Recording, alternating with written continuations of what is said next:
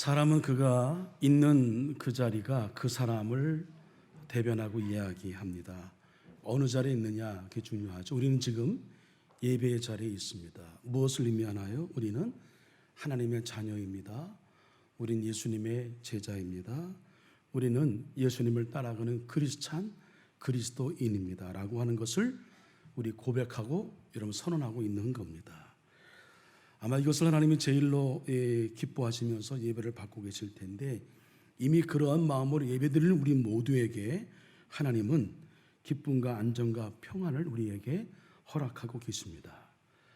예배는 그런 것입니다. 우리가 있어야 할 자리에서 만나야 할 하나님을 성령의 이끄심에 따라서 우리가 만나서 은혜를 받고, 우리가 하나님의 자녀가 된 것에 대하여 감사를 고백하고, 하나님 우리를 부르신 것, 또 우리가 생명의 존재를 있게 하신 것은 반드시 해야 할 일, 사명이 있기 때문이죠. 예배를 통해서 우리의 사명을 다시 한번 깨닫고 그 사명 따라 살겠다고 하는 결단을 드리는 것, 이게 예배인 거죠. 이 예배의 감동은, 예배의 은혜는 영과 진리로 온전한 예배를 드리는 우리 모두에게 오늘 이 시간에 임할 것입니다. 그러므로 우리 사랑하는 한소의 성도 여러분 정말 그 어떤 선택보다 오늘 예배 자리에 오신 것은 가장 잘 선택하신 선택이죠.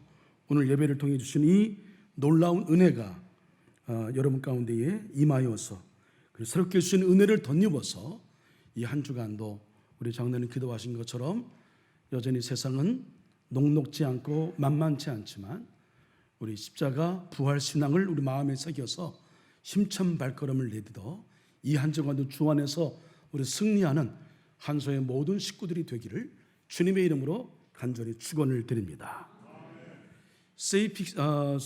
세익스피어 이후에 영국의 최고 극작가이자 사회 비평가 버나드 쇼라는 이름을 여러분 한 번 정도 들어보셨을 겁니다. 그가 영국 사회를 면밀히 관찰하면서 재미있는 한 가지 사실을 발견했어요. 화가이며 조각가인 미켈란젤로의 작품을 좋아하는 사람들, 이 사람들은 로댕의 작품을 상대적으로 별로 안 좋아한다, 싫어한다 라고 하는 겁니다. 그래서 이 버나드 쇼는 이 사람들의 편견을 한번 좀 고쳐봐야 되겠다. 이 편견 때문에 작품의 그 객관적인 어떤 실력이나 그 작품이 주는 감동을 그냥 닫아버리는 것 때문에 안타까워서 그들의 편견을 고치려고 이제 계획을 세우는데 파티를 열죠. 큰 파티를 열어서 미켈란젤로를 좋아하는 사람들을 다 이렇게 한자리에 모았습니다. 만찬이 무르익어갈 즈음에 버나드 쇼가 마이크를 잡고 이렇게 얘기합니다. 여러분 잠깐만 기다려 주세요. 제가 여러분에게 아주 귀한 그림 하나를, 최근에 제가 구입한 그림 하나를 제가 보여드리겠습니다 하고 그는 방에 들어가서 그림 하나 가지고 나오는 거죠. 보여줍니다. 여러분 어떻습니까? 멋있죠? 사람들이 감탄할 즈음에 이것은 로댕의 작품입니다. 거기 모인 사람은 여러분 누구의 작품을 최고로 알아요? 미켈란젤로의 작품을 최고로 아는 사람이니까 로댕의 작품이라고 하니까 장내가 잠시 조용해지더니 웅성거리기 시작합니다. 잠시 후에 그 편견을 가지고 있는 그들이 비평을 쏟아냈지요. 야, 저 색깔이 뭐냐? 저 구도가 뭐야? 아유, 우중충하다. 야, 저건 그림도 아니야. 막 이런 그 이구동성으로 작품에 대한 비난이 쏟아지기 시작을 하죠. 그런데 갑자기 이 버나드 쇼가 마이크를 잡고 당황한 표정을 지으면서 사람들한테 사과의 말을 합니다. 여러분, 제가요 큰 실수를 했습니다. 이 그림이 저는 로댕의 작품인 줄 알았더니 알고 봤더니 이게요 미켈란젤로의 작품이에요. 아직도 이해가 안 되시는 분들은 집에 가서 곰곰이 생각해 보시며, 그러자 갑자기 찬물을 부은 것처럼 장내가 숙연해졌다. 이 이야기는 영국에 있었던, 실제로 있었던 실화의 이야기입니다. 이처럼 뭘 의미해요? 사람이 갖고 있는 편견이 참 무섭다, 이런 얘기입니다. 이 편견은 사실을 사실로 바라보지 못하게 하고 진리를 진리로 바라보지 못하게 하고 왜곡해요. 편견은 갈등과 오해를 일으키고, 편견은 서로를 미워하고 증오하고, 심지어는 사람을 죽이기도 하고 전쟁을 일으키기도 합니다. 편견으로부터 시작되는 거예요. 눈에 보이지 않지만 우리 안에 자리 잡고 있는 우리도 여러분 편견이 있어요. 교회 안에도 교회 안에 성도를 대하는 편견이 있어요. 예배를 드리는 여러분의 예배의 그 어떤 자세에도 여러분 예배에 대한 생각도 편견이 있단 말이에요. 말씀을 듣는 여러분 마음속에도 편견이 있단 말이에요. 오늘 그 편견을 한번 생각해 보고 나의 편견이 무엇인지를 여러분 다시 한번 실체를 보고 그 편견을 어떻게 한번 좀 고쳐보자, 조금 좀 내려놔보자 라고 하는 그런 취지로 말씀을 전하고 있는 겁니다. 자, 편견의 사전적 의미는 한쪽으로 치우친 공정하지 못한 생각이나 견해, 이렇게 사전은 정리합니다. 너무나 잘 알고 있죠. 한쪽으로 치우치니까 모든 것을 사실로 바라보지 못해요. 공정하게 바라보지 못합니다. 웹스터 사전에는 이렇게 편견을 짧게 정의했는데 편견은 미리 정해진 판단이다, 이렇게 얘기합니다. 미리 정해진 판단. 이미 판단을 딱 해놓고 어떤 사안들을 바라봐요. 그 판단으로 객관적인 사실을 보지 못한단 말이에요. 이미 결정되었단 말이에요. 사실을 확인하고 판단한 것이 아니라 미리 판단하고 사실을 대하는 것. 이것을 다른 표현을 빌리면 선입견, 선입관, 이렇게 이야기를 합니다. 자, 오늘 본문은 이스라엘의 통치권이 사울에게서 다윗에게로 옮겨지는 이스라엘의 전환기의 한 장면을 보여주고 있습니다. 우리가 요즘에 새벽 시간에 사무엘상 공부를 하고 있는데 사무엘상 1장에서 8장까지는 이제 사사시대를 지나서 백성들이 우리도 근처에 있는 그런 나라들처럼 왕을 주세요 하고 원했어요. 하나님이 왕이신데 또 다른 왕을 달라고 하는 것이 탐탁지 않지만 백성들이 원하니 백성들의 소원을 들어주었죠. 마지못해. 그래서 이제 사사시대에서 왕정시대로 넘어가는 거죠. 그래서 마지막 사사로서의 사무엘을 보여주고 있고 9장에서 15장은 이스라엘의 초대 왕으로서의 사울에 대한 내용이 나옵니다. 그리고 이제 오늘 읽은 본문의 말씀 16장부터 31장은 통일 왕국으로서의 왕국의 왕으로서 다윗에 관한 내용이 나오게 돼요. 근데 오늘 본문은 언뜻 보기에도 뭔가 심각한 분위기로 시작된다라고 하는 것을 우리 여러분 감지할 수가 있어요. 하나님은 사무엘에게 내가 이미 사울을 버렸다라고 말씀하시면서 너는 그만 슬퍼하고 기름을 뿌려 채워 베들레헴에 사는 이새라는 사람에게로 가라, 이렇게 명령하십니다. 자, 여러분, 사울 하나님이 초대 사사시대에서 왕정시대로 가는 첫 번째 왕을 뽑을 때에 얼마나 심각하게, 얼마나 신중하게 왕을 세우셨을까요? 사울왕은 언뜻 보기에도 용모가 준수했습니다. 꽤 잘생겼어요. 키도 컸어요. 등치도 우람했어요. 딱 보니 왕이 될 상이에요. 왕이 될 상이구만. 그래서 왕을 세웠어요. 왕으로서요. 그런데 채 몇 년도 안 되어서 사울왕이 그 왕의 자리를 내려놓을 수밖에 없는, 하나님이 결국 폐위하는 과정을 밟게 됩니다. 왜 그럴까요? 이유가 있습니다. 두 가지 이유였습니다. 하나는 사울이 사무엘에게 있는 제사권을 침해했어요. 여러분, 제사권은, 예배에 대한 집례권은 선지자, 주의 종들, 레위 지파에 소속되어 있는 제사장들만이 할 수 있는 거였단 말이에요. 이해 못할 바 아니에요? 상황이 다급해요. 지금 막 블레셋과 전쟁을 하고 있는데 온다는 사무엘은 오지 않아요.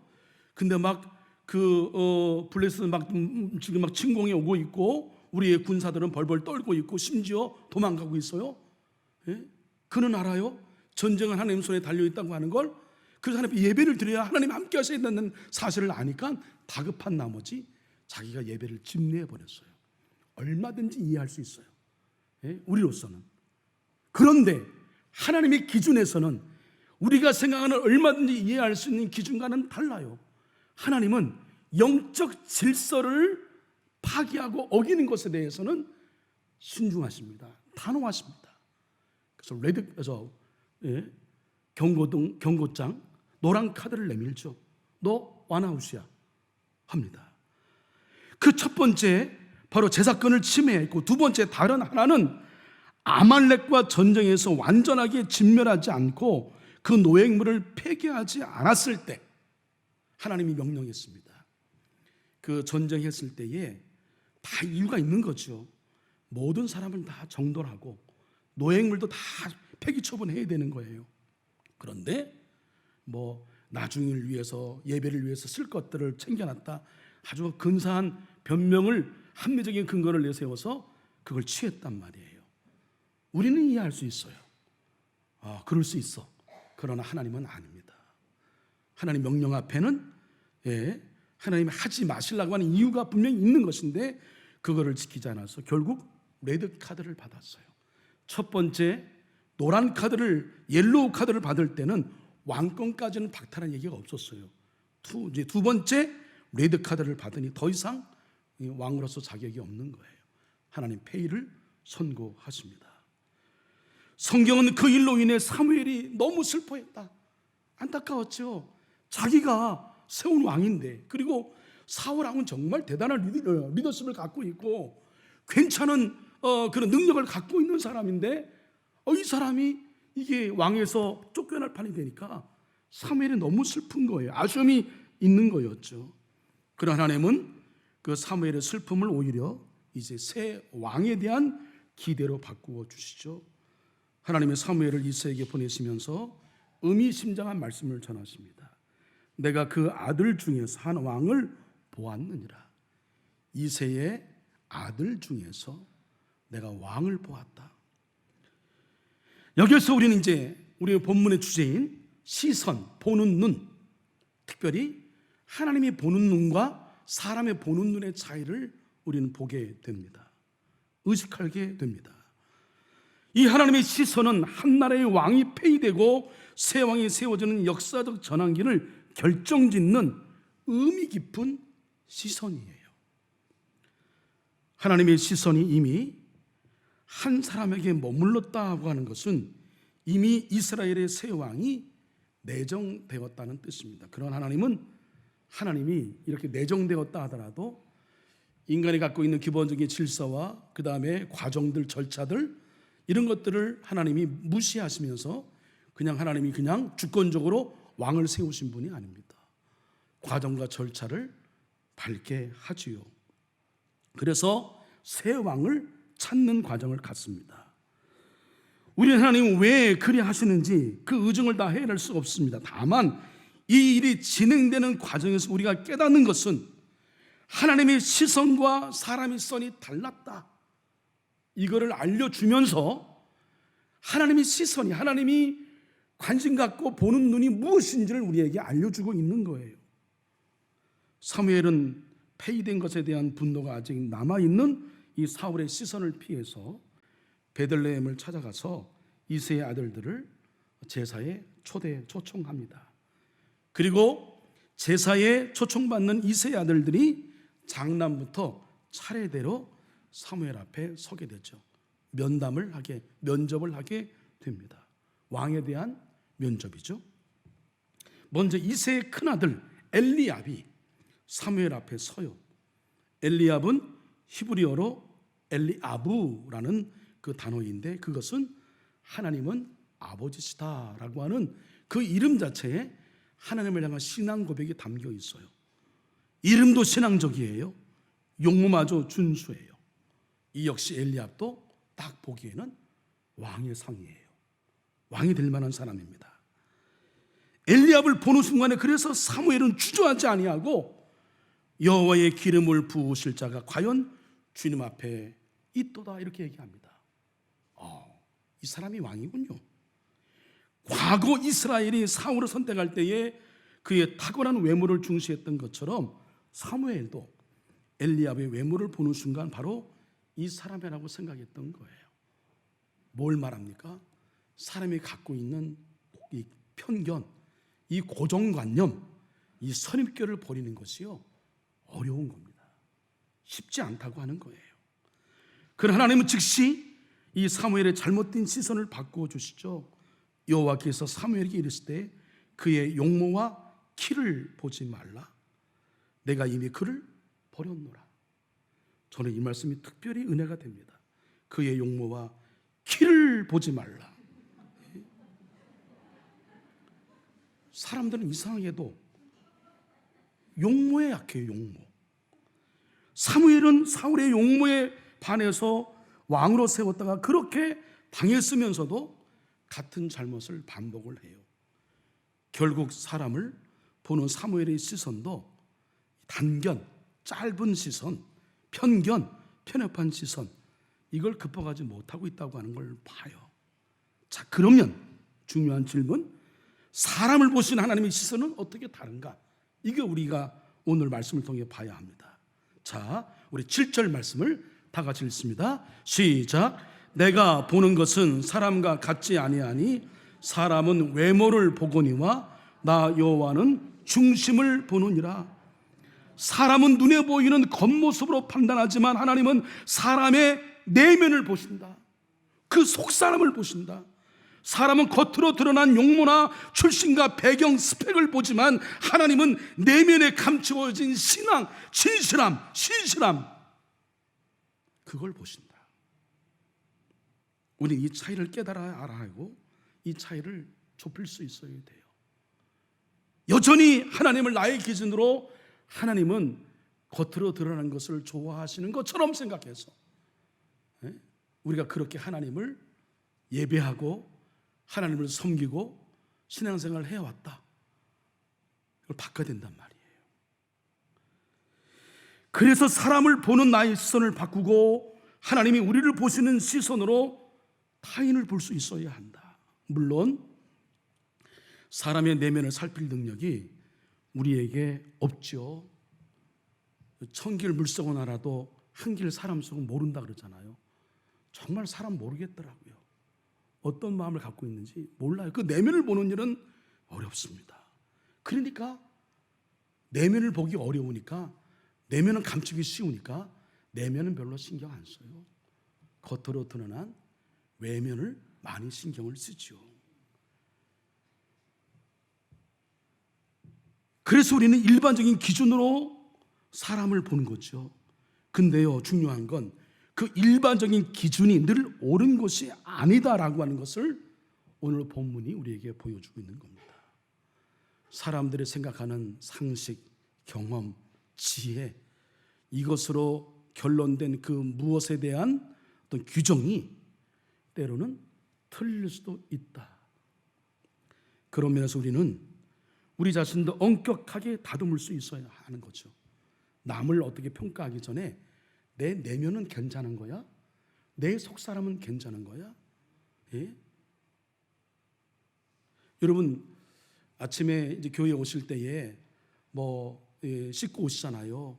예? 거울 보고 오시고 또 이제 화장하시고, 요즘에는 마스크를 끼니까 그냥 눈 위에만 화장하면 되잖아요. 짧아서 괜찮지만 여하튼 그렇게 다듬고 오실 때에 여러분 마음 가운데에 내 마음도 화장해야지, 이런 마음 갖는 사람 몇 명 있을까요?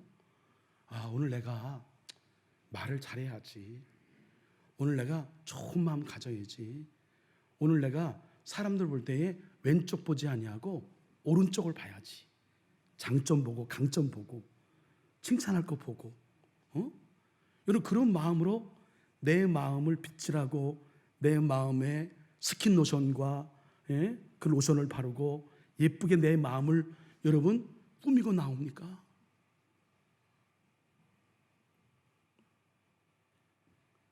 하나님이 보시는 것은 우리의 외모가 아니에요. 내면이란 말이에요. 우린 그걸 너무나 간과해요. 그러니까 너무 쉽게 거짓말하고 너무 쉽게 과장하고 내 속상한 마음을 너무 쉽게 짧은 편견으로 쏟아내고, 그게 여러분 다 그게 다 말로 우리의 어떤 언행으로 다 드러나는 거 아니겠어요? 때로는 여러분 자신에 대한 타인의 칭찬이나 평가에 여러분 속지 마세요. 그 사람의 평가가 여러분 옳지 않을 수도 있어요. 그 사람이 평가하는 평가가 지극히 주관적일 수 있어요. 그 사람이 평가하는 기준이 지극히 왜곡될 수 있단 말이에요. 우리가 그것에 대한 분별력이 좀 필요하죠. 근데 우리는 다른 사람 얘기하는 건 믿음이 좋아. 100%, 200% 믿어. 예? 이랬대 저랬대 하면은 아이고 아멘 할렐루야 뭐 200% 믿어 200%. 여러분 타인의 칭찬이나 평가에 속지 마시고요. 자신의 이력과 외적인 조건에도 속지 말아야 돼요. 아유 나는 이 정도야 이 정도. 우리는 하나님의 시선으로 나를 봐야만 합니다. 그리고 끊임없이 그러기 위해서 성령님께 기도로 호소하고 하나님 앞에 거룩한 심성을 갖도록 우리는 사도 바울이 고백한 것처럼 나는 매일 죽노라. 이 고백이 저와 여러분의 고백이 되어야 할 줄로 믿습니다. 사도 베드로가 이런 얘기했습니다.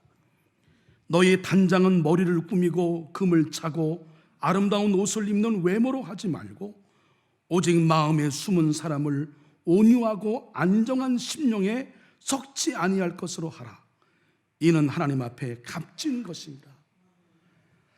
하나님 앞에 값진 것이 머리를 꾸미고 금으로 치장하고 아름다운 옷을 입고 외모가 아니란 말이에요. 하나님의 관심은 우리 마음, 숨은 사람, 마음에 숨은 사람, 이 사람을 온유하고 부드럽고 착한 마음으로 그렇게 변화시키고 그 마음으로 예배하고 그 마음으로 살아가려고 하는 우리 성도들을 하나님은 관심을 갖고 계시고 하나님은 그 사람을 들어 쓰시는 거예요. 마음에 숨은 사람이란 훨씬 심층적인 내면을 가리키는데 우리는 그것을 가리켜서 영성이라 이렇게 다른 말로 얘기합니다. 단지 마음이 착한 것만이 아니에요. 영적인 단아함, 단정함을 갖추는 일이에요. 이런 영성은 우리가 판단할 수 없어요. 왜냐하면 한 사람의 영성은 그 사람과 하나님과의 관계에서 발생되는 것이기 때문에 우리가 함부로 이렇다 저렇다 얘기할 수는 없습니다. 오직 주님만이 아시죠. 이새는 나머지 아들들을 모두 불러서 사무엘 앞에 통과하게 합니다. 그런데 우리는 바로 그 사무엘의 변화를 감지할 수 있어요. 사무엘이 처음 엘리압을 볼 때에 외모를 보니까 왕이 될 상이구만 딱 점 찍었어요. 근데 하나님이 야 너 잘못됐어 판단. 너 외모 보는 게 아니야. 나는 중심 봐. 그 중심을 보는 거예요. 중심을 보니 그 다음부터 둘째부터 일곱째가 다 지나갔는데 그의 결론은 뭐냐면 여호와께서 이들을 택하지 아니하셨느니라. 하나님이 아니라 하시네. 시선이 바뀌었어요. 그리고 사무엘이 묻습니다. 또 다른 아들은 없어? 이새가 대답을 하죠. 있긴 있는데 막내예요. 근데 막내는 지금 양을 지키고 있는데 어리고 그래요. 언뜻 여러분 그 동화 신데렐라가 떠오르지 않습니까? 다윗은 8명의 아들 중에 제일 어린 막내였어요. 막내는 가정에서 귀여움을 받지만 그만큼 중요한 일에서는 배제되기도 하잖아요. 막내는 심지어 아버지조차 다윗이 가지고 있던 훌륭한 영적 가치를 바르게 평가하지 못하고 있었어요. 사무엘이 이새에게 뭐라고 말합니까? 그를 데려오라. 그가 여기 오기까지는 우리가 식사 자리에 앉지 아니하겠노라. 그 막내 다윗이 올 때까지 밥 먹으면 안 돼. 식탁에서 자리도 없는 배제된 다윗이 식탁의 주인공이 되어요. 여러분, 하나님 높이시는 것은 하나님의 방법은 하나님이 높이셔서 존경받게 하는 거예요. 할렐루야. 내가 자랑해서 내가 이러니 저러니 내가 뭘 하고 그거 아니란 말이에요. 그거 다 썩어 없어질 것들이에요. 그거 아무 의미가 없어요. 저도 목사님들 무슨 그 저 팜플렛 자료 나오면 뭐 별 이력이 다 있어. 예? 아니 저 같으면 그냥 한석교회 담임 목사면 끝이지. 거기에 뭘 이제 뭘 하고 이력이 이게 무슨 의미가 있어요? 다 쓸데없는 거예요. 근데 사람은 거기에 목숨 걸어요. 예? 내면을 중요히 안 보는 사람이에요. 외모를 보는 거죠. 예? 그래서 하나님이 높여주어야 진정을 높이는 거죠. 하나님이 세워주어야 진정으로 인정받는 거죠. 근데요, 기억하십니까? 하나님이 낮은 자를 높이고자 하신다면 막을 사람 아무도 없어요. 하나님이 세워주시고 하나님이 높여주시고 하나님이 살려주신다고 한다면 하나님이 역사하시면 막을 자가 아무도 없어요. 예? 많은 위대한 천재들이 냉대와 편견 속에 묻혀 있다가 간혹 냉대받는 자 중에서 하나님이 위대한 인물들을 창조해내신 것을 볼 수 있습니다. 이스라엘 해방시킨 모세는 여러분 그가 부름받을 때 어디 있었어요? 광야에 쫓겨나 광야에 있었어요. 뭐예요? 장인의 약물을 치는 그냥 목동이에요. 근데 그런 모세를 하나님이 선택하셨죠. 발탁했습니다. 예수님은 그냥 그 당시 기준으로 보면 그냥 평민이에요. 건축자의 버린 돌이라 스스로 표현하셨습니다. 하나님이 높이신 거죠. 그런데 형들이 모두 사무엘 앞에 있을 때 다윗이 혼자 양떼를 지키고 있었다. 다른 한편으로는 그가 매우 성실한 청년이었다고 하는 것을 반증하는 거죠. 막내니까 귀한 사무엘 선지자가 우리 집에 오셔. 그리고 예배를 드려. 그러니 어려운 분 오시니 뭐 지금도 그러하지만 우리가 정성을 다해 식사를 준비하지 않았겠어요? 그 잔치가 아니었겠어요? 그런데 나는 이게 막내로서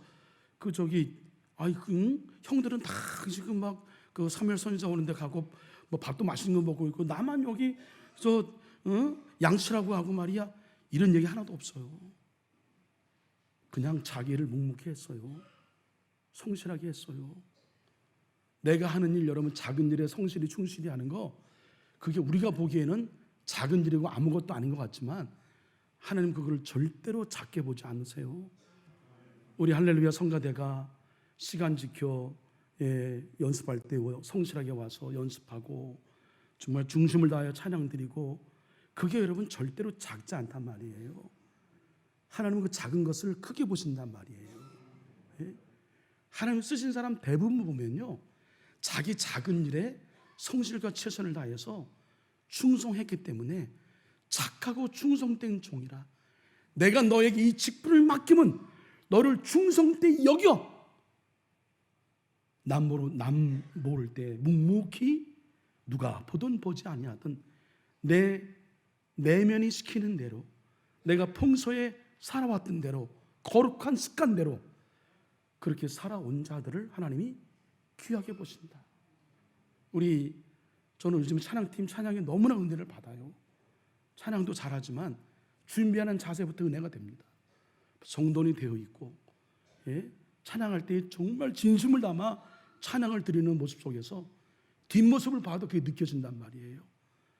그게 하나님 앞에는 그게 절대로 작은 게 아니에요. 우리는 뭘 하고 내가 뭘 하고 이런 것들에 대해 관심 갖죠. 죄송합니다. 내 내면이 비어 있다는 증거예요. 이제 사무엘 통찰력이 어느덧 하나님의 시선을 헤아릴 만큼 이제 변했죠. 그래서 우리에게 필요한 것이 무엇이냐? 오늘 말씀의 결론일 텐데, 우리의 심리나 감정의 작용을 넘어, 우리의 이성과 지성의 차원도 넘어, 우리의 경험을 얻은 지혜를 넘어 그보다 훨씬 깊은 분별과 사랑으로 존재하시는 하나님 마음을 헤아리고 순종하는 것, 이것이 우리 내면에 가져야 될 마음인 거예요.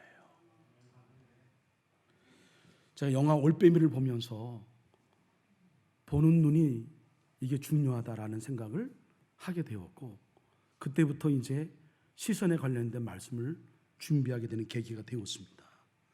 여러분, 우리가 있는 자리가 내가 누구인가를 여러분 드러낸다면 사실상은 진짜 여기 앉아 있어도 내 생각과 내 마음이 내면이 다른 데로 있다고 한다면 그건 진짜 내가 아니에요. 어쩌면 더 깊은 의미에서 내가 지금 나의 시선이 어디 있으며 내가 무엇을 보느냐가 진짜 내가 누구인지를 말하고 있는 거죠. 그래서 예수님은 공생의 기간 동안 많은 시간을 할애해서 끊임없이 사람들, 특별히 바리새인과 사두개인으로 대표되는 유대인들의 이 눈, 시선을 교정하려고 너무나 많이 애를 쓰였습니다. 바라보는 눈이 잘못되었다는 거예요. 그러니까 진리가 계셔도 진리를 못 봐. 예수님이 좋은 뜻으로 어떤 일을 하더라도 그걸 못 봐. 향유 옥합 깨워서 그걸 드렸는데 그 여인이 주님을 향한 정말 순수하고 신실된 그 신앙 고백을 보지 못하고 저걸 돈으로 따져서 저걸 저 돈으로 가난한 자를 구제하면 얼마를 구제하겠다 따진단 말이에요. 그래서 예수님이 그들의 눈이 잘못된 것을 알고 고쳐주기 위하여 얼마나 노력을 하셨어요. 심지어 그들의 눈이 제대로 고치지 않으니까 실제로 시각장애인을 예수님이 고쳐주어서 눈을 뜨게 하신 다음에 이 사람이 진짜 맹인이 아니라 너희들이 맹인이야. 눈 떠 제발 볼 수 있는 걸 봐야지. 언제까지 제대로 못 보는 영적 맹인으로 살 거야 라고 안타까운 마음으로 예수님이 이 기적을 보이시면서 말씀을 하셨잖아요. 복음서에서 반복해서 얘기를 한 것은 편견 시선, 이 눈 교정이 어렵다는 것을 얘기하는 거죠. 우리도 어려워요. 근데 여러분, 언제까지 우리 편견으로 살 거예요? 언제까지 여러분 그렇게 삐뚤어진 신앙으로 살 거냔 말이에요. 사람을 보고 사물을 보고 교회 목회 관련된 모든 일을 볼 때에 이게요, 그래서 내 힘으로 안 돼요. 훈련이 필요하고요. 그리고 성령님의 도우심이 필요하고 하나님의 은혜가 필요합니다. 여러분, 올해에 여러분 늘 들었던 얘기인데 1907년도 평양 대부흥운동 많이 얘기하잖아요. 한국교회 부흥 3대 운동 가운데 하나예요. 근데 1907년도 평양 대부흥운동이 일어나기 전에 여러분 원산에서 원산 대부흥이 일어났어요. 이 부흥이 일어났기 때문에 평양 대부흥이 가능했어요. 원산 대부흥을 일으킨 여러분 중심에 누가 있냐면 캐나다 출신인 선교사 낭감리교 출신 하디 선교사님이 계세요. 그 하디 선교사님이 여기 와서 복음을 전했죠. 먼저는 여기 서울에 스크랜턴 도와서 병원에 있다가 그 의사고 캐나다 토론토 의과대학을 나와서 이제 부름받아 이제 선교사가 되었는데, 근데 그래서 이제 저쪽 당시에 이제 무유촌이고 당시에 그 이제 변방인 원산으로 가서 복음 전하는데 도대체가 이게 안 돼. 이건 하대 선교사가 저기 일기에 이 조선이 미개하고 백성들이 무식해서 아무리 막 사랑으로 가도 이거에서 막 한탄한 마음을 쏟았어요. 어떤 날 같은 동료 선교사 7명이 여름에 수련회 이제 모임 가져서 기도하는데 자신이 조선에 대한 우월주의를 갖고 있고 자기가 의사로서의 어떤 교만한 마음 이런 것을 포기하신 거예요. 그래서 고백합니다. 거기 7명이 똑같이 고백해 눈물바다가 됐어요. 거기서 회개운동이 일어났어요. 이 회개운동이 일어난 선교사들이 각 처소에 가서 예배드릴 때마다 회개운동을 일으켜서 그 회개운동이 일어나서 원산대부흥이 일어나고 원산대부흥이 1907년도 평양대부흥으로 이어진 거예요. 회개운동이 여러분 무슨 큰 메스 군중들 모아놓고 우리 퍼포먼스 하면서 회개운동하면서 이래서 일어난 게 아니란 말이에요. 한 개인이 진심으로 자신의 편견을 성령이 역사하심으로 조선 이 땅 이 민족 그 영혼에 대한 사랑 그것이 마음에 느껴지면서 자신의 교만함을 벗어버렸어요. 자신의 우월주의를 벗어버렸어요. 의사? 이거 개뿔? 아무것도 아닌 것인데 이거 가지고 의스됐어요. 벗어버렸어요. 그리고 성령이 역사했어요. 회개운동이 일어났어요. 우리 안에 진정한 회개운동은, 성령의 역사는 언제 일어난지 아세요? 나의 편견을 내려놓을 때예요. 나의 생각을 내려놓을 때예요. 예? 그거 여러분 내려놓죠. 평생 나는 그렇게 살아. 그렇게 굳어져요. 예? 그냥 평생 그런 사람으로 사는 거예요. 근데 오늘 말씀을 듣고 여러분 한번 마음 깊이 다짐하여서, 솔직히 여러분 있잖아, 이 사람은 아니야, 이 목사님 이건 아니에요, 우리 목사님 아니야, 뭐 이런 생각 있잖아요. 그렇죠? 예? 그런 모든 생각들을 여러분 다 굳게 하지 말고 오늘 말씀을 통해서 한번 도전했으면 좋겠어요. 이덕주 목사님의 형님, 이덕주 목사님 한국교회사의 우리 감신대 선생님이고 선배님이죠. 그분의 형님의 사실은 더 유명해요. 이현주 목사님이 계신데 그분 책 많이 썼습니다. 그분의 책 중에 이런 책 제목이 있어요. 보는 것을 보는 눈이 행복하다. 성경 구절 한 절 딱 하고 거기에 묵상의 내용을 적고 또 자신 느꼈던 바를 이렇게 적는 건데, 제가 많은 감동을 받았습니다. 그 중에 하나 설교를 준비하는 중에 보는 것에 대한 내용 나와요. 요거 말씀드리고 말씀을 마칩니다. 배를 타고 바다로 나가 대양을 헤치며 장사하던 자들, 그들은 여호와께서 하신 일을 보았고 깊은 바다에서 그 기적을 보았다. 시편 107편에 있는 말씀이에요. 장사하러 다니면서 돈 버는 것으로 끝내지 않고 여호와께서 하신 일을 보았다니 그만하면 훌륭한 인생이다. 돈만 번 게 아니라 하나님의 하신 일을 보았어. 그 정도면 훌륭한 성공한 인생이에요. 그들이 만일 여호와께서 하신 일을 보는 것에서 끝나지 않고 나아가 그 일을 이루신 여호와를 만나 배웠더라면 훌륭히 성공한 인생이 아니라 더없이 성공한 인생이었겠다. 그렇다.